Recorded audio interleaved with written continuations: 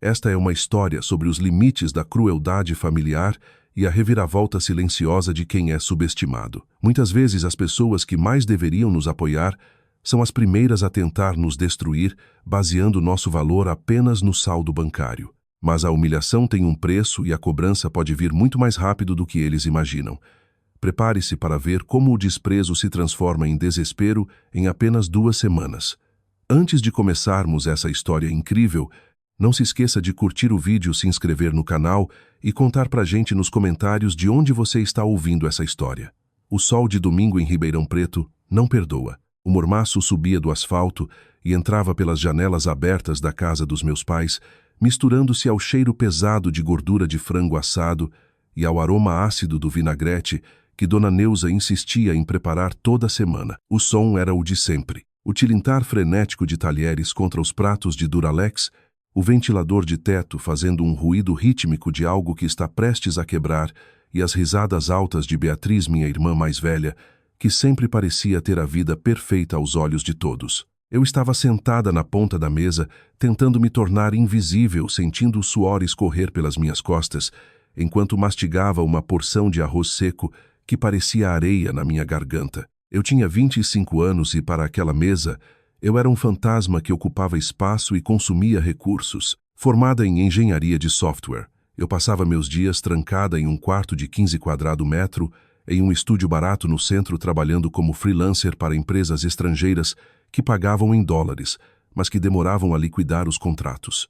Para minha família, que só entendia o valor de um crachá de repartição pública ou de uma loja física, eu era apenas a desempregada que fica no computador. Naquela semana, o aluguel atrasado de R$200 pesava nos meus ombros como uma laje de concreto. Eu tinha cometido o erro de pedir um empréstimo temporário para meu pai, e esse foi o combustível para o inferno que se desencadeou. Dona Neuza levantou-se subitamente. O barulho da cadeira de madeira arrastando no piso de cerâmica áspera fez meus dentes trincarem. Ela segurava um copo de cristal, o único que restara do conjunto de casamento dela, cheio de uma cerveja barata e espumante. Ela olhou para Beatriz, depois para o marido de Beatriz, Gustavo, um sujeito que usava camisas polo apertadas demais e exalava uma arrogância de quem recém-promovido a gerente de banco. Finalmente o olhar dela caiu sobre mim. Não era um olhar de mãe, era o olhar de um juiz diante de um réu reincidente. Que eu quero fazer um brinde, disse ela com a voz embargada por uma satisfação cruel. A nossa família vitoriosa, a Beatriz, que acaba de comprar o 2º carro, e ao Gustavo, que é o genro que todo pai pediu a Deus. E claro, ela fez uma pausa dramática, inclinando o copo na minha direção, ao meu maior arrependimento. Um brinde a Catarina, minha filha de 25 anos, que apesar de toda a educação que demos, ainda não consegue pagar o próprio aluguel e vem mendigar o dinheiro do suado trabalho do pai. O silêncio que se seguiu durou apenas 1 segundo, o tempo necessário para o veneno se espalhar. Então Beatriz soltou uma risadinha abafada, cobrindo a boca com o guardanapo de papel. Gustavo não foi tão discreto. Ele gargalhou abertamente, batendo na mesa. É fogo, né, Dona Neuza? Gustavo disse, limpando o canto da boca. Hoje em dia o pessoal quer vida. Boa sem ralar. Eu com 25 já era subgerente. Tomara que meus filhos não puxem essa genética de encosto. Meu pai Ademar, que até então estava focado em palitar os dentes com uma indiferença gélida, balançou a cabeça de forma rítmica, aprovando a humilhação. Pois é, nós deveríamos ter parado em 2 filhos.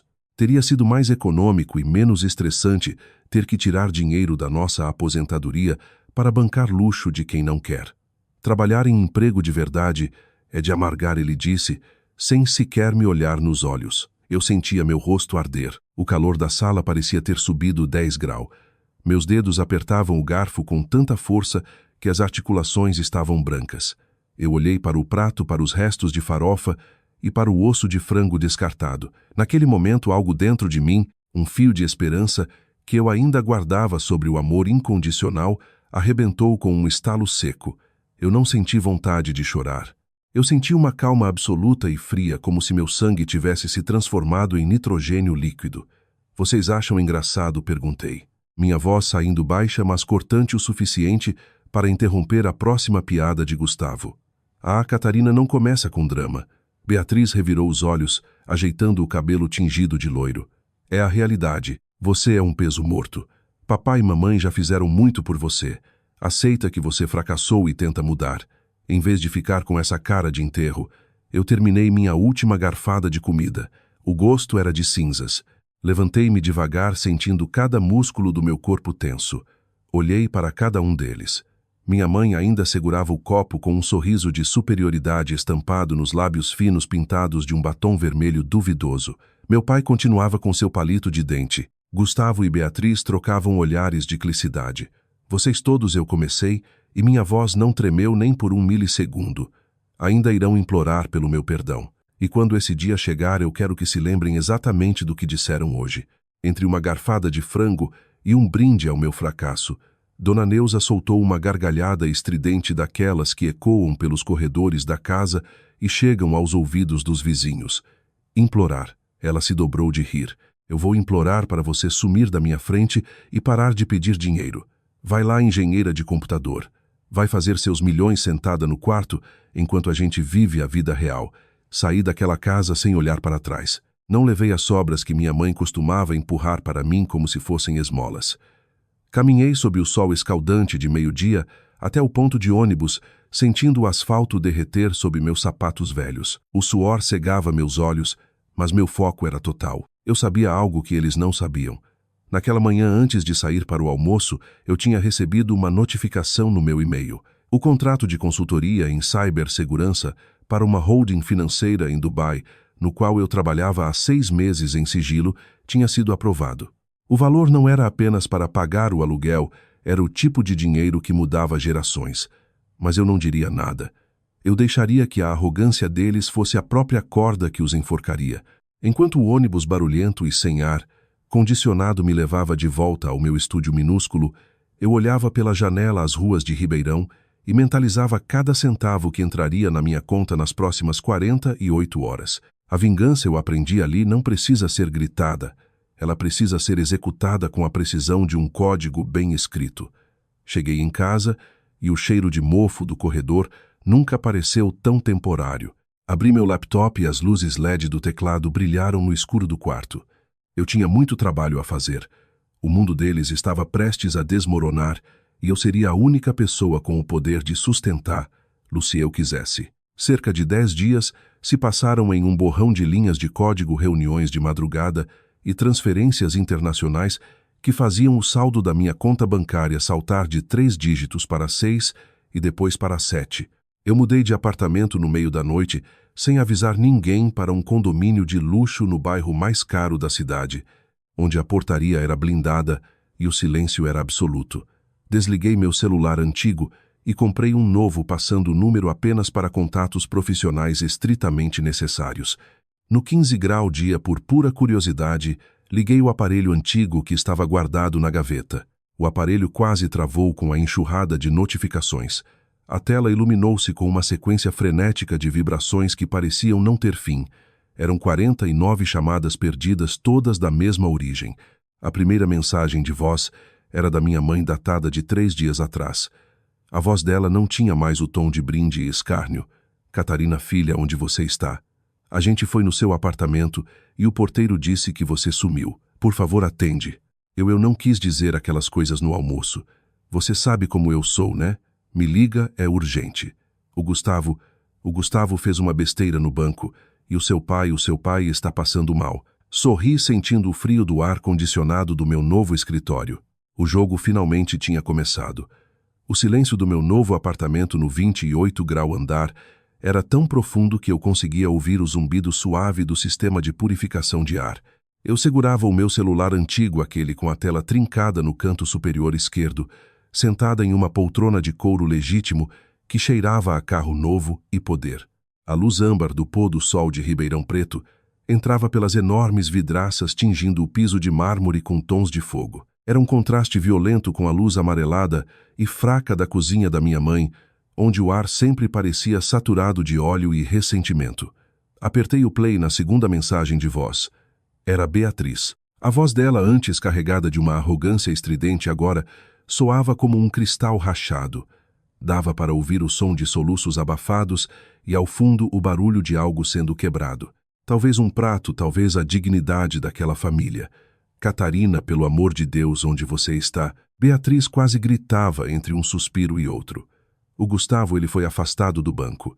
Estão falando em auditoria e em desvio de fundos de clientes de alta renda. Ele usou a escritura da casa da mamãe como garantia para um investimento que deu errado. Catarina, eles têm 3 dias para pagar uma dívida de quase 400 mil ou a casa vai a leilão.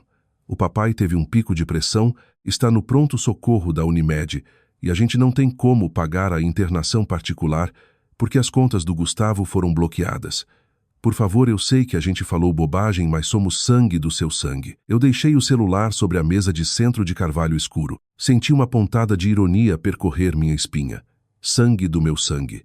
É engraçado como o parentesco só se torna um vínculo sagrado quando o lado mais forte precisa de um bote salva-vidas. Quando eu era o de arrependimento da família, o sangue parecia ser apenas um detalhe inconveniente que os obrigava a me aturar nos almoços de domingo. Caminhei até a cozinha gourmet. Preparei um café em uma máquina que custava mais do que 3 meses do meu antigo aluguel. O som dos grãos sendo moídos era satisfatório, um ruído mecânico preciso que me lembrava da lógica fria da programação. Enquanto a bebida escura e aromática caía na xícara de porcelana, eu pensava na ironia do destino. Gustavo, o prodígio gerente de sucesso que zombava da minha genética de encosto, tinha se afogado na própria ganância. Ele queria manter as aparências, as camisas polo de marca e os jantares caros, e para isso não hesitou em colocar em risco o teto dos próprios sogros que tanto o idolatravam. Meu telefone novo, um modelo de última geração que eu usava apenas para o trabalho, vibrou sobre a bancada. Era uma notificação de transferência concluída. Mais um bônus por eficiência na implementação da nova camada de criptografia para a holding de Dubai. O valor que entrou na conta convertido para reais era exatamente o dobro do que o Gustavo precisava para salvar a casa. Para mim agora era um número em uma tela. Para eles era a diferença entre ter onde dormir e ir para a rua. Decidi que era hora de dar um sinal de vida, mas não da forma que eles esperavam. Eu não ligaria chorando, perdoando tudo. Eu queria ver o desespero de perto. Queria ver se o arrependimento deles era real, ou apenas um sintoma da falência. Mandei uma mensagem curta para o grupo da família no WhatsApp, o mesmo grupo onde eu era ignorada há meses.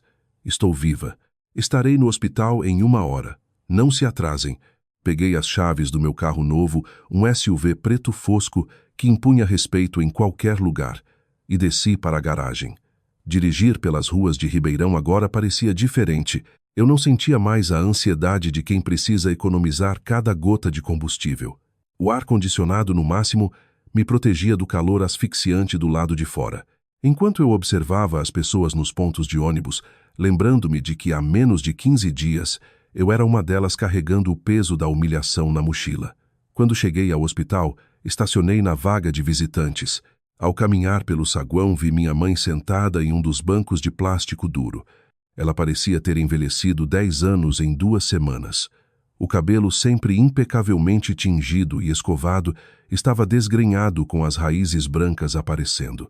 Ela estava com a mesma roupa do dia anterior, amassada e triste. Beatriz estava ao lado dela roendo as unhas e olhando freneticamente para a porta. Assim que elas me viram, o choque foi nítido. Eu não estava mais com a camiseta de promoção de faculdade e o jeans desbotado. Eu usava um conjunto de alfaiataria cinza, sapatos italianos e uma postura que exalava uma segurança que elas nunca tinham visto em mim. Catarina, minha mãe, se levantou cambaleante.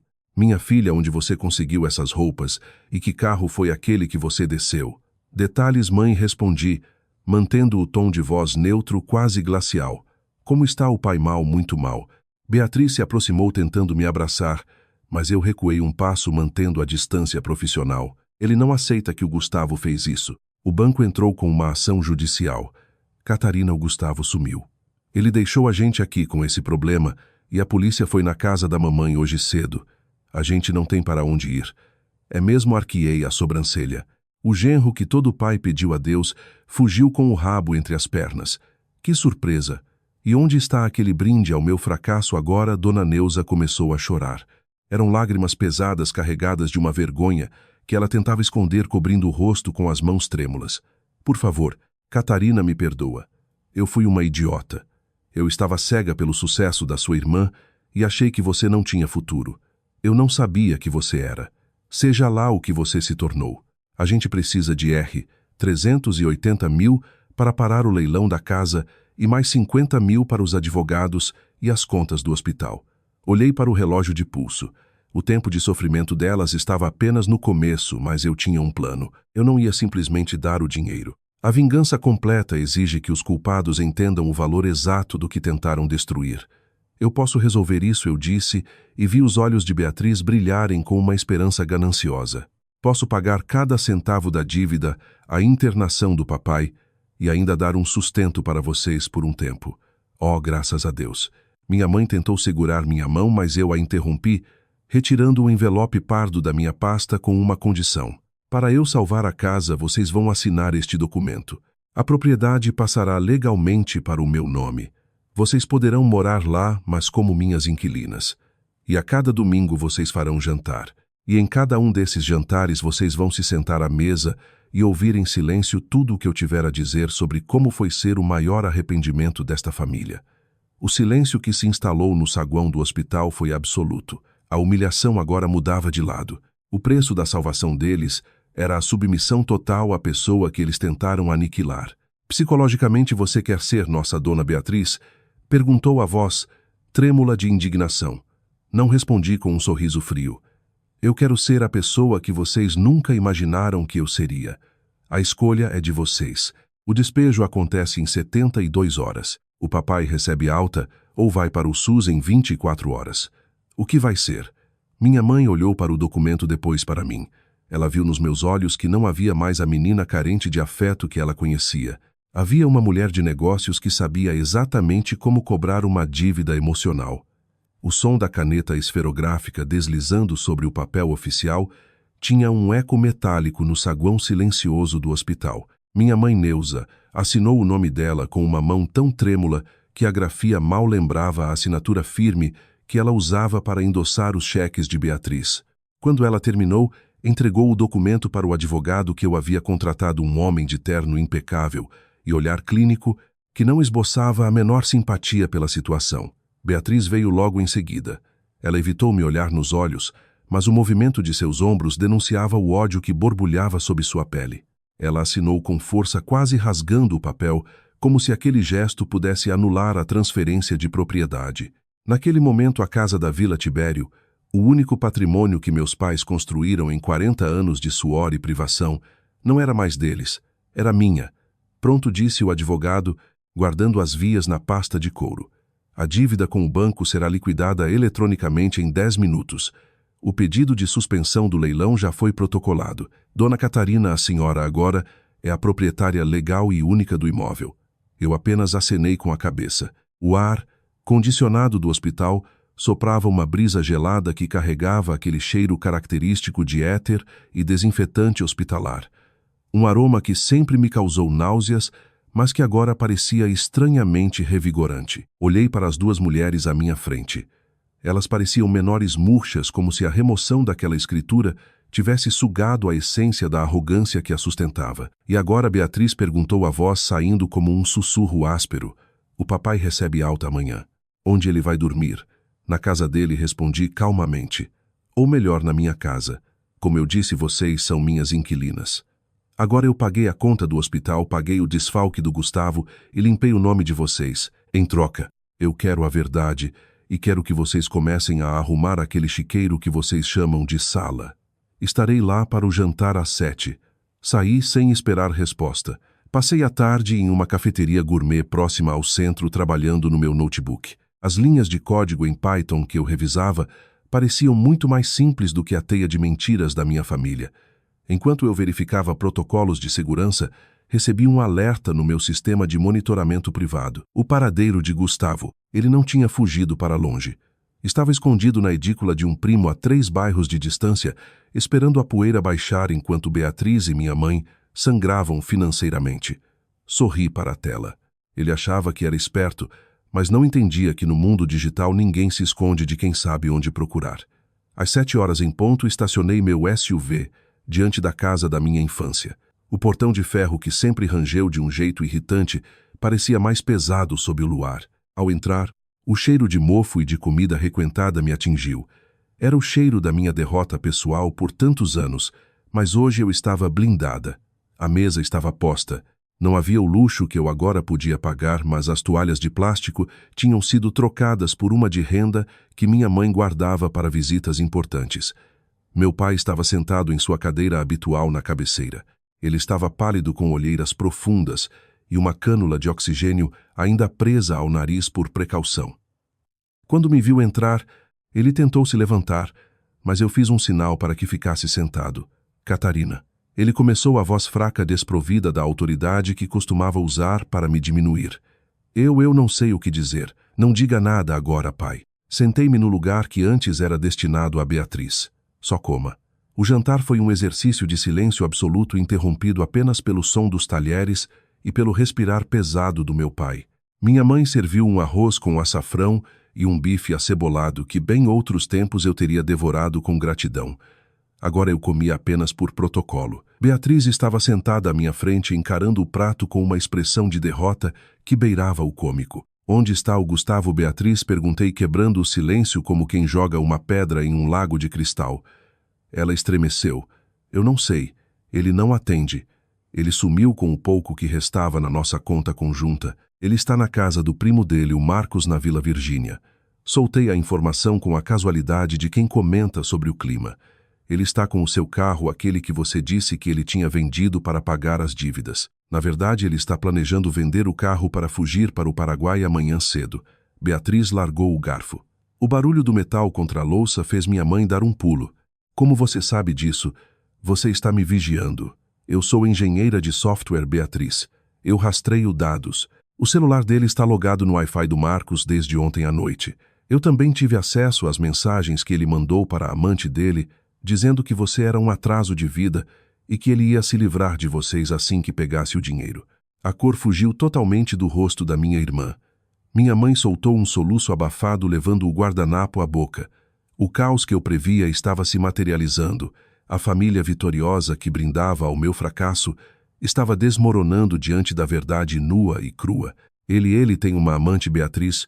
Perguntou, as lágrimas finalmente transbordando. Há 2 anos respondi sem um pingo de piedade. Enquanto você me chamava de o encosto e de peso morto naquele almoço, o seu marido maravilhoso estava pagando o aluguel de um apartamento para uma estagiária do banco com o dinheiro que ele roubou dos clientes. Ele usou a casa dos nossos pais porque não queria gastar o dinheiro da reserva de emergência dele com a família de vocês. Meu pai fechou os olhos, uma lágrima solitária escorrendo por seu rosto enrugado. A humilhação que ele sentia agora era física. Ele, que sempre se orgulhou de ser o provedor, via-se agora morando de favor na casa da filha, que ele desprezou, enquanto o genro que ele idolatrava o roubava pelas costas. Por que você está fazendo isso? Catarina, minha mãe perguntou com a voz embargada. Por que nos destruir assim? Eu não estou destruindo nada. Mãe, retruquei, levantando-me da mesa. Eu só estou limpando os escombros.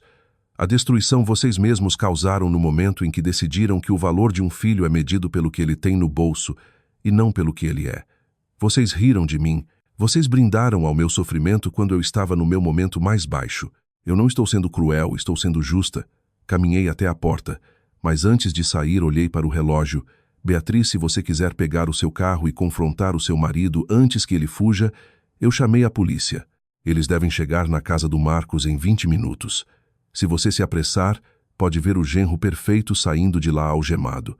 Saí da casa sob o som dos gritos de Beatriz e do choro histérico da minha mãe. O ar da noite em Ribeirão estava mais fresco. Eu senti um peso saindo das minhas costas, mas não era o peso do dinheiro, ou da casa, era o peso da expectativa de ser amada por pessoas que não sabiam o que era amor.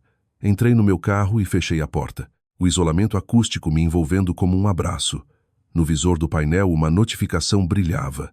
Era um convite para uma conferência em Berlim. Eu tinha uma vida inteira pela frente longe daquela toxicidade, mas ainda havia um último ato nessa peça. Eu precisava garantir que o amanhã trouxesse a conclusão definitiva dessa vingança. Liguei o motor, o som potente do SUV vibrando sob meus pés. Eu não era mais o arrependimento de ninguém. Eu era a arquiteta do meu próprio destino, e as fundações daquela família estavam prestes a ser testadas uma última vez. A madrugada em Ribeirão Preto tem um cheiro específico, uma mistura de terra seca com o rastro de fumaça das queimadas de cana-de-açúcar que cercam a região. Eu estava parada diante do departamento de polícia, encostada no capô morno do meu carro, observando os primeiros raios de sol tentarem furar a névoa de poluição. O movimento ali era frenético, um contraste com o vazio que eu sentia no peito.